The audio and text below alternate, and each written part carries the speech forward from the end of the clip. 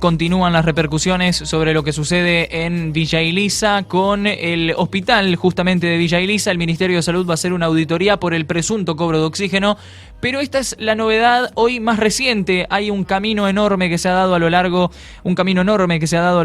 de estos últimos días, en los cuales el hospital de Villa Elisa ha estado en el centro de la escena, sin lugar a dudas. Hoy, por ejemplo, distintos canales de televisión a nivel nacional estuvieron hablando sobre este tema y ponían como eje lo que había sucedido. Para que nos cuente qué pasó, para saber un poco más qué sucedió, lo tenemos en comunicación a nuestro querido amigo, compañero de Radio 12 y del Entre Ríos, Luciano Borcard. Luciano vive en Villa Elisa y ha seguido de cerca desde el primer momento este tema. Bueno, ha generado una repercusión muy grande lo que ha sucedido en el hospital. Luciano, gracias por atendernos. ¿Cómo estás? Un placer saludarte. Muy buenos días. ¿Cómo va todo por allá en Villa Elisa?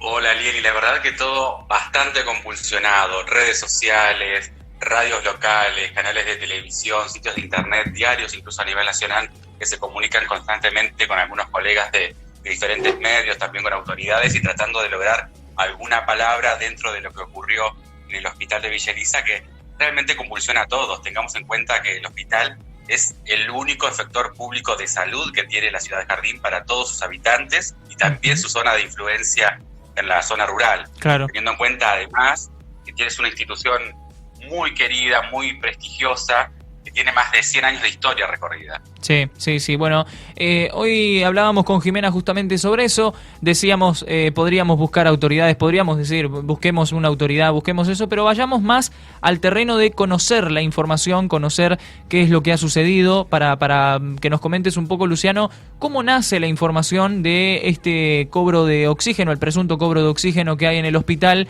¿Cómo llega a vos la información y cuáles son por allí los criterios en los que se ha movido esta denuncia que se ha realizado? Bueno, lo cierto es que el fin de semana comenzaron a circular algunos rumores de que habría algún tipo de denuncia por ciertas irregularidades dentro del hospital en este contexto de pandemia exclusivamente. Después se amplió a otras cuestiones que, bueno, luego mencionamos si querés. Bien. Lo corroboramos con la denuncia, con diferente documentación que se adjuntó en la Unidad Fiscal de Colón. También surgieron algunos correos electrónicos, pedidos de acceso a la información pública al Ministerio de Salud de la provincia, también al de Hacienda, las respuestas que se hicieron a partir de que la hija de un paciente que estuvo internado con COVID a finales de abril en el hospital de Villa Elisa recibió asistencia de oxígeno y recibió su familia durante esos días de internación ciertos llamados por parte de la administradora del hospital que se presentaran en la administración, valga la redundancia, para conversar sobre algunos temas administrativos, burocráticos, antes del alta del paciente. De la salida, claro. Claro, lo concreto es que, bueno, después de llamados telefónicos en forma insistente a esta familia, se presentaron, preguntaron que si realmente había que pagar, qué era lo que había que pagar, cuánto salía, cómo se hacía, y lo cierto es que aparentemente esta persona que está acusada fue a meterse a la boca del lobo, por así decirlo, porque realmente se puede meter con una familia de abogados. Claro. Todos muy cautos, digamos, de lo que le corresponde a la administración pública y lo que no, lo que se puede cobrar y lo que no, de qué manera eso se puede hacer en el caso de que se pueda hacer. Y bueno, esta persona inmediatamente se dio cuenta de que no era algo regular lo que estaba ocurriendo. Hizo entrevistas, dirigió notas a la provincia, tuvo sus contestaciones, hasta que se dio cuenta, estaba convencida que no era una cuestión regular la que estaba ocurriendo. A la par de ello, surgen algunos casos similares, los cuales comienza a conectarse, a tener también contacto incluso con profesionales del propio hospital que también sumaron su firma a la denuncia. Estoy hablando de la jefa de enfermería del hospital y también de la encargada del asilo de ancianos. Las tres, la hija del paciente y estas dos profesionales del hospital, firman la denuncia que se presentó en la Unidad Fiscal de Colón el jueves de la semana pasada. Y a partir de allí trascendió el tema y se armó todo este lío que, bueno, hasta el día de hoy no deja de sorprendernos porque realmente se van destapando varias ollas y se van sumando distintos capítulos. Luciano, perdón, Jimé, Luciano, la denuncia apunta a una persona de la administración del hospital, ¿no? Es la persona que está tal vez involucrada en este tema. Más allá de que el resto, imagino, habrá sabido de esta maniobra. Hoy lo charlábamos con Jimena y debatíamos. Tal cual, la denuncia apunta contra Claudia Lucrín. Ella es la administradora del hospital, es personal estable de planta permanente desde hace muchos años. En el año 2007 quedó designada bajo el cargo de la encargada de la administración. Y lo cierto es que, bueno, ella dependía de la directora del hospital, de Graciela Ingol, que fue reemplazada esta semana entre gallos y medianoches en una ceremonia un poco oscura, en el sentido que se realizó casi de espaldas a la comunidad. La prensa no fue convocada. De todas maneras, también trascendió el dato y, bueno, varios periodistas nos apostamos allí frente del hospital el lunes a la tarde, cuando llegó la secretaria de Salud de la provincia para poner en funciones a un nuevo director. Lo cierto, y hay que decirlo, nobleza obliga, la directora del hospital de Villa Elisa había presentado su renuncia por problemas de salud en el verano del año pasado, del año 2020. En marzo surge toda la cuestión de la pandemia, la emergencia sanitaria, y ya no se pudo ir. Se le pidió un esfuerzo más, que continúe un tiempo más para iniciar una transición. De repente, entre gallos y medianoches, surge un nuevo director que no habían podido conseguir en un año, y es cuando asume, lunes por la tarde, en forma inesperada y de espaldas a la prensa y la comunidad. Y ella en realidad se basa en eso, no habla, no menciona el problema, sino que lo que dice es, no, en realidad estoy haciendo algo que lo iba a hacer previo a la pandemia. Tal cual. Lo poco que dice, porque lo cierto es que ninguna autoridad del hospital, ni la parte que está acusada, ni la parte que tampoco, ni el nuevo, ni la parte vieja de quien salió, de quien entró, nadie quiere decir absolutamente nada. Incluso el lunes al mediodía, cuando comenzaron a circular algunos rumores acerca del cambio de autoridades, no hubo ningún tipo de contestación. Yo mismo puedo decir que llamé y no me atendieron, que escribí por WhatsApp y nunca me respondieron si efectivamente iba a haber un cambio. De todas maneras, uno entiende que la idea era que la gente no se entere, o que se entere cuando eso ya esté consumado, y básicamente no se puede hacer ningún tipo de pregunta. Sí. Luciano, decías que esta persona que realizó la denuncia estuvo en contacto con el hospital en el mes de abril. Decías que después de esto se han destapado varias ollas y tendrá que ver con todo esto que se está destapando. ¿Sucedió luego de, digamos, de este cobro que se hizo del oxígeno, como se dice, de abril, digamos, para adelante, o esto ya venía sucediendo desde hace tiempo? Cuando surge el caso de esta abogada que empieza a movilizarse porque le parece esta maniobra un tanto irregular, termina conectándose con médicas, con las personas que también firman la denuncia, que son profesionales del hospital, y a su vez esas profesionales del hospital la conectan con otras posibles víctimas o quienes efectivamente cayeron en el engaño. Claro. Entonces ahí es cuando se empiezan a recopilar una serie de recibitos comunes, sin ningún tipo de valor, en los cuales aparentemente esta persona les daba constancia de una colaboración por el oxígeno. Surgió por el tema del oxígeno para pacientes con COVID-19, pero ahora también surgió otro tipo de maniobras que aparentemente se haría en el hospital, que tiene que ver con cobros por presuntos traslados en ambulancia y por otras prestaciones, sin que se pregunte cuál obra social tiene el paciente, sino directamente tratar de incitar a los pacientes con COVID o que necesitan algún tipo de prestación a cobrarles, aunque en concepto de colaboración, por una prestación que recibieron. Claro, Luciano, vos sabrás sacarnos de esta duda, pero, o por lo menos a mí, cuando se habla de un hospital como el de Villa Elisa, es un efector público. Se supone que esto del cobrarle a una persona por un determinado servicio sucedería en una parte privada, digo, ¿no? Esto se ha labrado o se ha trabajado en el hospital como si fuese un efector privado al que uno iría a atenderse por coronavirus o por cualquier otro tema. Claramente. Todos pagamos nuestros impuestos, o aunque no los paguemos, aunque seamos hijos de otras personas que los paguen. De cualquier manera, todos tenemos derecho a la salud pública. Este es un hospital provincial. Claro. No se debe aportar ningún tipo de materia económica. Si uno quiere hacer una colaboración porque se sintió bien atendido por el personal de enfermería, por el personal de salud, de los médicos, maestranza durante alguna internación, puede hacerlo claramente. Y siempre hay necesidades de todo tipo en los hospitales públicos. Pero de ninguna manera uno tiene que pagar por una prestación concreta y mucho menos en este contexto en el cual te invitan a colaborar, te llaman insistentemente para que colabores, para que aportes algún tipo de dinero en esta circunstancia. Y en este caso, que fue el que destapó la olla, la abogada Mariano Roude lo que le pide a la administradora del hospital es que por favor le pasara un CBU para hacer una transferencia bancaria de la donación por el oxígeno, de la colaboración que le pedían.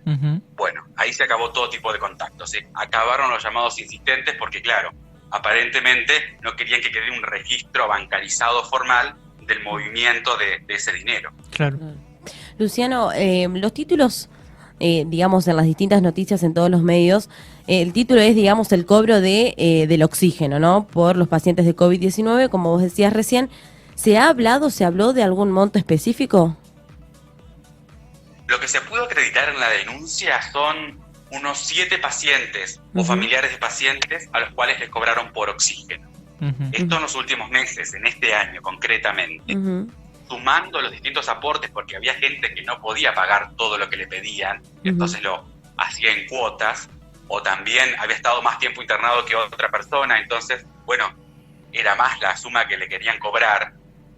Realmente, a partir de eso, bueno, se fue sumando y hace una suma de 130.000 pesos. Eso en la denuncia que figura presentada en la Unidad Fiscal de Colón el jueves pasado. Sin embargo, a partir de eso, y también cuando el caso tomó estado público, empezaron a circular y a aparecer todavía más personas que le había pasado lo mismo, más recibitos que tenían para aportar a la causa, que bueno, que poco a poco se irán sumando, ¿no? Sí. Ahora, yo sumo, Luciano, esto a algunas cuestiones que podemos ir charlando en el medio, si lo permitís. Yo cuando pienso esto que estamos comentando y Luciano bien lo está explicando de todo esto que ha sucedido, empieza a replantearse cuánto tiempo pasa, ¿no? Cuánto tiempo pasó desde que ha comenzado la pandemia, desde que se está atendiendo personas en los hospitales. No solamente involucro al hospital de Villa Elisa porque se sabe. Digo, esto también me parece, ¿o no, Luciano?, que despierta por lo menos la investigación de mucha gente en otros lugares donde tal vez ha percibido algún tipo de comportamiento parecido. En algunos casos tal vez ya pasó hace algunos meses y dice, mirá, pensar que lo que nos pidieron en realidad era como esto, ¿no? Claro, imagínate si llegas a tener un paciente internado con COVID que está necesitando tener oxígeno para sobrevivir, para llevar mejor adelante la enfermedad, lo que sea, necesita oxígeno. Estén llamando constantemente a tu familia para decirte, ¿podés pasar a hacer una colaboración? Necesitamos plata para comprar más oxígeno. Nos queda poco oxígeno, por favor, ¿podrás pasar? Imagínate que es una situación desesperante en este contexto. Entonces te pones a pensar que a un familiar, entonces si no aporto, si no llego con esta plata, que le sacan el oxígeno. Claro.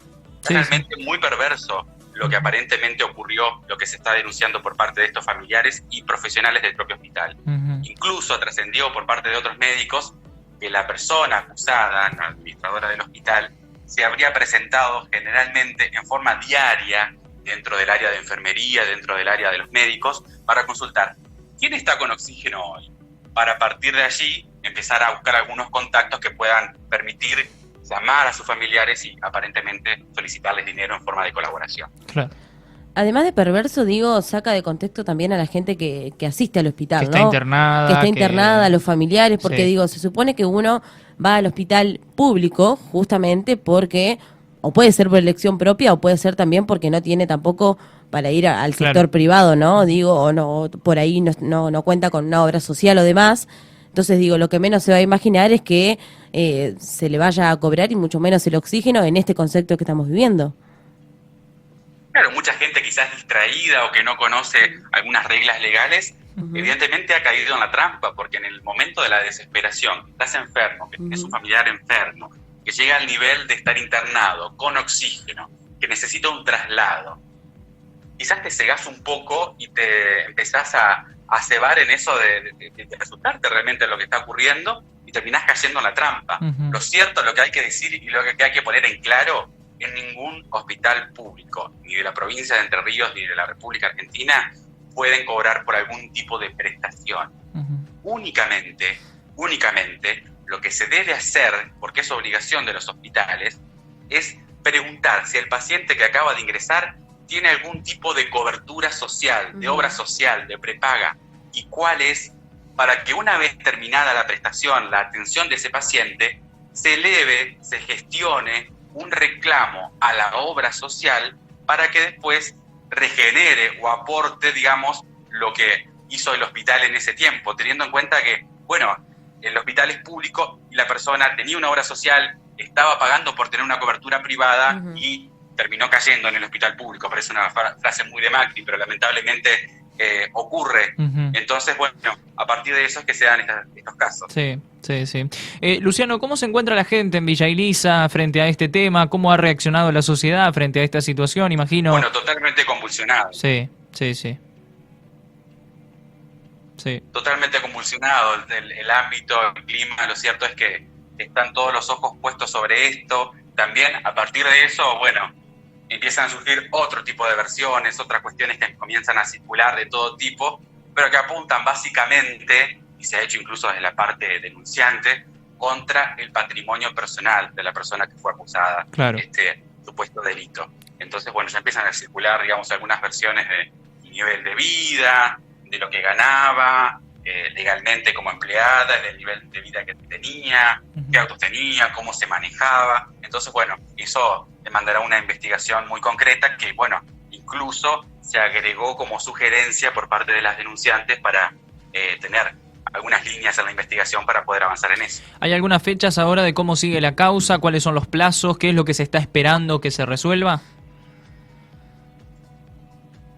Hace un rato se confirmó desde el gobierno de la provincia, el Ministerio de Salud emitió un documento que anuncia una auditoría en el hospital.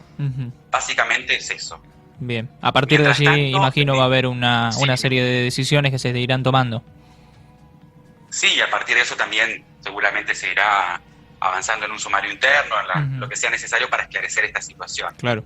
Simultáneamente, desde la unidad fiscal se requirieron informes tanto al Tribunal de Cuentas de la provincia como al Ministerio de Salud respecto a ciertos manejos. También hubo citaciones esta semana.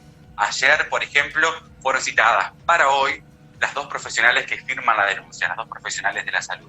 Hasta el momento, la abogada denunciante no fue convocada, pero bueno, espera que la llamen para las próximas horas para dar su testimonio y aportar algunos elementos más para la causa.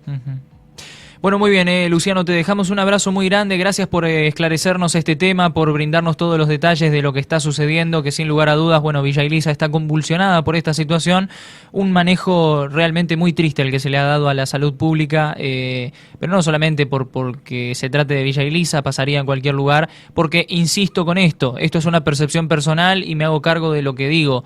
Me parece que esto va a abrir el abanico al resto de las localidades, de decir qué anduvo pasando en este año y pico de pandemia, cuáles son las regularidades e irregularidades que pueden haber sucedido. Tal cual. Lo cierto y lo concreto y lo que es para celebrar en esta oportunidad es que hay gente que se la jugó, que juntó prueba sobre prueba, que fue la justicia, que puso la cara, que puso su nombre y que dio inicio a una investigación que evidentemente terminará condenando a los responsables si es que los hubiera y en la categoría que los haya. Y bueno, indudablemente esclarecer también la situación. Sí. Seguiremos en contacto, Luciano, te dejamos un abrazo muy grande y gracias por estar en la mañana con nosotros. Dale, un abrazo, chicos. Gracias.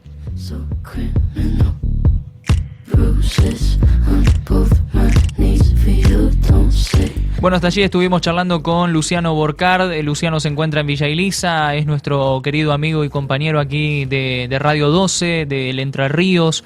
Ha elevado esta noticia muy interesante en el diario y en el portal del Entre Ríos, que a partir de allí ha tenido una repercusión de alcance nacional, ¿sí? Ayer por la tarde, por ejemplo, apareció en el programa América. En América, por ejemplo, esta situación se vio, se vivió, se debatió incluso. No se puede cobrar, esto es tan sencillo como las cuestiones elementales de atención. Esto es Rolando Graña en América Noticias. En un hospital de la provincia de Entre Ríos, en Villa Elisa, sucedió justamente lo que no tiene que suceder. Le quisieron cobrar el oxígeno a una paciente. Y Clarisa Mariano está con nosotros, es hija del paciente a quien le quisieron cobrar. Clarisa, contanos vos. Uy, está palabra de... Cobrar directamente por el uso del oxígeno. ¿Qué tal? Buenos días. Sí, a mí mientras mi papá estaba internado recibiendo oxígeno por el tratamiento de COVID, me llamaron de la administración del hospital y en definitiva me quisieron cobrar. La administradora lo hizo al pedido bajo un concepto de colaboración, pero esa colaboración tenía un monto fijo que era de 5.000 pesos y esa colaboración era justo el precio de lo que valía el tubo de oxígeno, conforme nos lo explicó ella. Sí, más que una colaboración, era una tercerización. Era un pagar el oxígeno con otro nombre. Claro, porque no solo se da... Bueno, esto se dio ayer en América, donde se habló también de este tema. 5.000 pesos fijos es un monto importante, ¿no? Para lo que es el tema de los tubos. Seguimos repasando más canales. Entre Ríos. Esto pasó en TN también ayer. De que en un hospital cobraban por los tubos de oxígeno. Estamos hablando, por supuesto, de pacientes internados con un estado de gravedad, a punto de necesitar oxígeno, internados por COVID-19, y que desde la administración del hospital, insistentemente la administración les pedía a los familiares de los pacientes que pagaran los tubos de oxígeno. Los valores, según la denuncia, entre 5 y 13.000 pesos. Los pacientes eran... Bueno, importante, una denuncia que se ha realizado y que se ha extendido a los canales. Cierro, bueno, en C5N, por ejemplo, esta chica, la hija de este paciente, ha estado también hablando. Se fue en C5. Cobrarle oxígeno a sus pacientes que padecen coronavirus. Adrián Saloni, buenas tardes. Hola, Luciana, buenas tardes. Esta información que está generando, muchísimo impacto porque el Ministerio Público Fiscal dio inicio a una investigación tras una acusación que envuelve a la administración del Hospital San Roque de la ciudad de Villa Elisa, departamento de Colón, en medio de la segunda ola de contagios de COVID-19, como vos anunciabas. Denuncian a este hospital por cobrar el oxígeno. Bueno, terrible, realmente terrible. Una noticia muy impactante. A mí me sigue impactando la manera en la que se llevaron a cabo estas cosas. ¿Por qué? Porque realmente es tanto el tiempo que requiere una persona en terapia. Se abre un abanico de preguntas detrás de esto, ¿no? ¿Cuánta gente ha donado ahora? Tal vez, por ejemplo, te internaron en julio o agosto del año pasado. Sí. Ya pasó prácticamente un año. Y en su momento te dijeron, mirá que es por colaboración, bueno, ¿quién iba a decir algo? O la gente que en su momento donó y todavía decide donar por alguna atención al hospital, ahora lo va a dudar. Y lo va a dudar, por supuesto. Porque va a preguntar seguramente a dónde va ese dinero. Y me quedé pensando en la cifra que dice aquí esta joven, la hija del paciente, que dice que le cobraban 5.000 pesos. Y pienso en el monto que nos decía Luciana recién y digo la cantidad de casos similares que han sucedido dentro del hospital y ahora se están haciendo visibles. Sí. Nace de este hospital, pero yo creo que esto es por lo menos un llamado de atención para el resto de la gente en los otros hospitales de ojo, porque ahora todo tipo de... Hablamos de hospitales públicos, sí. En cualquier tipo de hospital público donde se le pida un monto determinado, porque yo pienso que ahora, al haberse hecho público esto, no nos extrañe de que mucha gente empiece a decir, a mí me cobraron esto, a mí me cobraron el año pasado por esto, y nos empecemos a dar cuenta que a mucha gente en los hospitales públicos le sacaron una suma de dinero para pagar el oxígeno, ¿no? Lógicamente que nos tendría que dar bronca a las personas que le sacan el oxígeno, le tendría que dar bronca a los efectores de salud públicos, porque en definitiva aquí no hay dinero y si se necesitan tubos de oxígeno debería ser la política la encargada de pagar por esos tubos y que no se esté generando esto de nos vamos a quedar sin oxígeno, ¿qué hacemos? Y bueno, pedile. El tema es si realmente no es por la falta del oxígeno. Ahí está. Ahí es el problema. Ahí está. Si realmente es por la falta de oxígeno, porque si después te lo iban a estar rellenando cada vez que a vos te faltaba, ese dinero lo estás usando.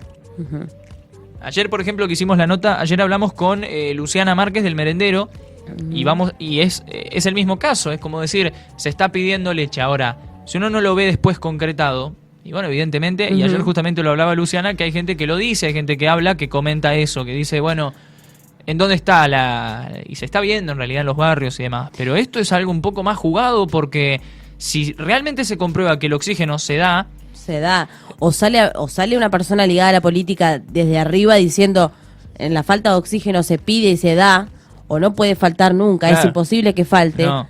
Ahí estamos. Ahí está complicado. ¿sí? Porque si cualquiera llama, sale diciendo, nosotros nos llaman y nosotros vamos y el oxígeno está, evidentemente ese dinero,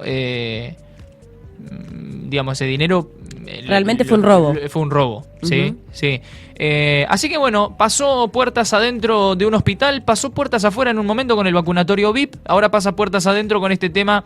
Evidentemente la pandemia manejada no está siendo de la mejor forma tomada por las autoridades de la salud, que entendemos el cansancio, pero tampoco es para que nos agarren y nos tomen por tontos al momento de jugar con la salud de una persona, ¿no? No quisiera tener un familiar que esté internado en terapia intensiva y que de repente me pidan dinero para pagarle el tubo de oxígeno. Se supone que lo llevo a un efector público porque no tengo... Si tuviese el dinero suficiente, le pago cuánto tubo de oxígeno quiero en un efector privado y se termina la historia, ¿no? En este caso no lo tengo, por eso lo llevo, y si encima te piden dinero, está todo al revés, realmente.